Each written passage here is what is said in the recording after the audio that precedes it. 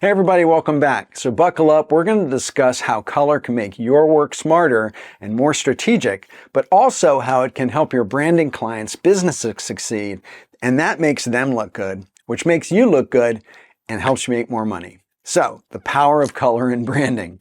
Whether you're just starting out or whether you're a seasoned pro, understanding color can elevate your design game from good to exceptional. Now, first, let's start with a little bit of news. Pantone's color of the year for 2024 is called Peach Fuzz. Now, Pantone's color of the year is always an intensely researched and debated topic, but it's the result of input from some of the world's most respected color experts in the world. Their choice always tends to be more than just a trend. It tends to try to be a pretty accurate reflection of the global mood and the cultural zeitgeist. The color Peach Fuzz is a warm and inviting color, and it tends to focus the color industry's attention on hope and optimism. For several years of global strife and challenges, Peach Fuzz kind of symbolizes a desire for comfort and positivity and a gentler approach to life. Whether the hopeful intent of Peach Fuzz is actually coming true in reality or not is a whole nother story. The announcement of Color of the Year always has significant implications in the world of branding and design, and here's how it shows up. First, it influences brands and consumer products. We often see a surge in the use of that chosen color across a broad range of color-driven industries like fashion and beauty and home decor, packaging, and advertising. And Peach Fuzz can really be seen across a huge range of categories. It also has emotional resonance that brands leverage too. It evokes a warmth and comfort, which helps brands create an emotional connection with their audience. And as branding and design experts, it's important to understand the strategic foundation of color trends and consider how or if we should integrate them into our work. Now, let's talk about the impact of color in branding. Color is one of the strongest strategic tools in your design toolbox. Think about it. After smell, color is the most indelible memory trigger. When you see the familiar blue of Facebook or the iconic red of Coca-Cola or Starbucks screen, those colors immediately help your brain make a connection, helping you recognize the brand. In fact, 80% of people believe color boosts brand recognition, and scientifically, that's proven. Color also influences how consumers perceive a brand emotionally because scientific data supports how color affects us psychologically.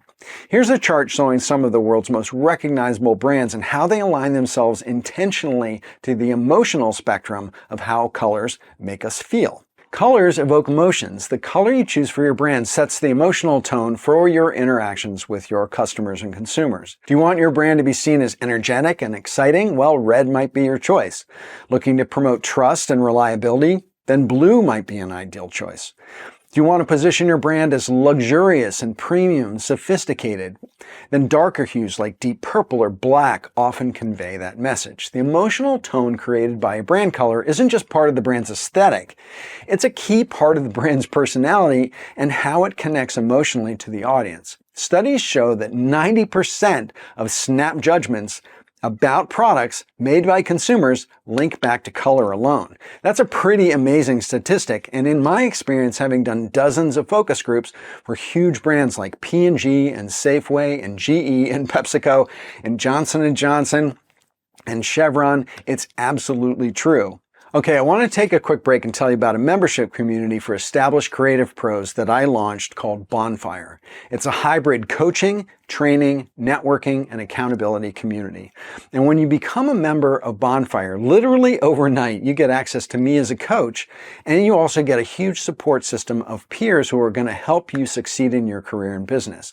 And in Bonfire, you're going to develop more confidence than you ever felt in your life. As a member, you get bi-weekly group coaching sessions, private community platform, huge resource of downloadable tools and templates, and tons of other amazing benefits. So if you want to learn more, just go to philipvandusen.com/bonfire, BONFIRE. Okay, now let's get back to color. Let's talk about the brand appropriateness of color.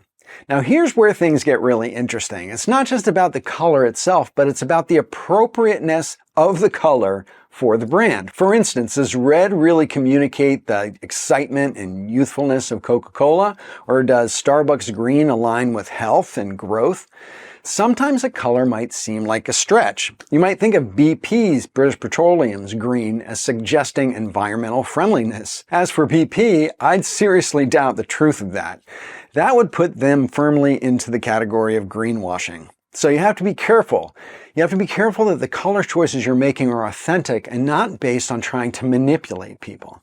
The key is to protect how consumers react to the color's appropriateness. In the case of BP, it dilutes trust, and it may not actually be working in your favor. Now let's talk about the power of color and how it can influence action. Now, while logos and icons and fonts are crucial for branding, never underestimate the power of color to impact decision-making and action. It's a game changer. Color can even influence conversion rates. Yes, color can influence conversion rates. Take online click buttons, for example. Red has been shown a 30% higher conversion rate than any other color of a button. And that just demonstrates how much color choice can impact consumer behavior. Now, here are 6 ways to leverage color strategy for your brand. Choosing the right color for your brand isn't about picking your favorite hue or what looks good. It needs to be a calculated decision because it's going to significantly influence your brand's perception and ultimately its success. Number 1, understand the visual language of your category. Every business category has its own visual language. It's a set of unspoken rules about which colors are typically used and what they signify. For instance, tech companies often use blues and grays to convey professionalism and trustworthiness, while organic food brands lean toward greens and khakis and earth tones to represent nature and health. Now, understanding the symbolic nature of color is crucial because it helps you decide whether to align with those norms or intentionally break them to stand out. Number 2 is differentiation from competitors. One of the key goals in branding is to differentiate your brand from your competition. Different is better than better. You need to analyze the color palettes that are common among your key competitors. If everyone in your business category is using blue, using a different color can make your brand pop out in a sea of sameness.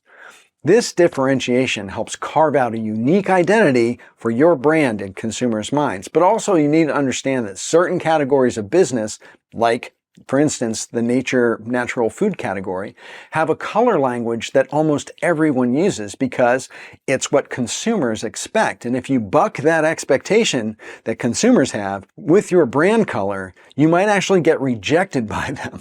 So be careful with that. Number 3 is you want to align color with your target demographic. Different demographics respond to different sorts of colors. Age, gender, cultural background all play a significant role in color preference. For instance, younger audiences can resonate more with bright, energetic colors, while older demographics often prefer softer, subtle, and muted tones. Understanding your target audience's preferences and expectations can guide you in choosing a color palette that's actually going to resonate with them and make them feel comfortable and willing to engage with you. And here's a fun fact. Both men and women universally love blue, but their preferences diverge from there. Men lean towards green, while women often prefer purple. Interestingly, both genders are not too fond of orange or brown. Now, it's insights like these that can be really valuable when you're targeting specific demographics in your business. Number 4 is consistency across branding elements. Your chosen color should work well across all of your branding elements, from logos and packaging to your website, social media, and marketing materials. And it's not just about aesthetics, it's about consistency in the brand experience.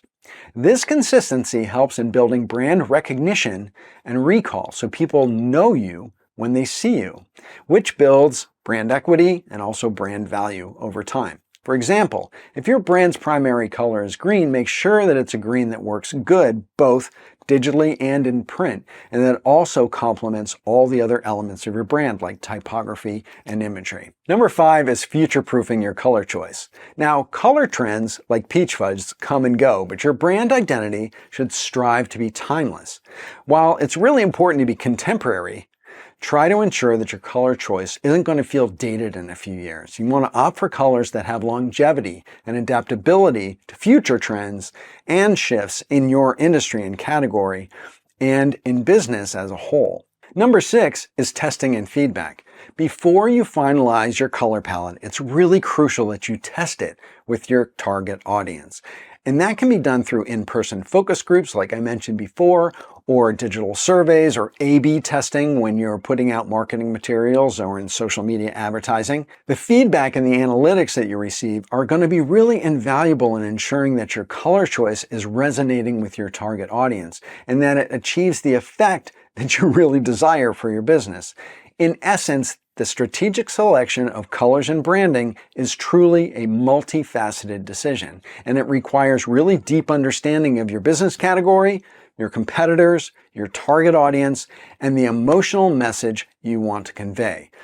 But carefully consider these factors so you can choose a color palette that not only makes your brand visually appealing, but also strategically aligns with your brand's core values and objectives. So I hope this video inspired you to be more critical about your color choices with your future client projects and also with your own brand. And if it did, don't forget to hit that subscribe button and bang that notifications bell so you can get alerted when I post something new or when I go live. If you need more insights and more training like this, subscribe.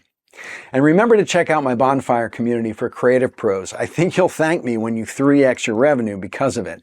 philipvandusen.com/bonfire. Links in the description. So until the next time, stay creative and stay colorful.